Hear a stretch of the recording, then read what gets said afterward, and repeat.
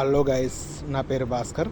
ఏంటంటే రేపు rowdy singer alias పోసిగాడు movie అయితే ట్రైలర్ రిలీజ్ అవుతుంది. ఆర్కే ఫంక్షన్ హాల్లో రిలీజ్ అవుతుంది. అందరూ ఆహ్వానితులే, మీరందరు రండి. అన్న ప్రోగ్రామ్ని సక్సెస్ఫుల్ చేద్దాము.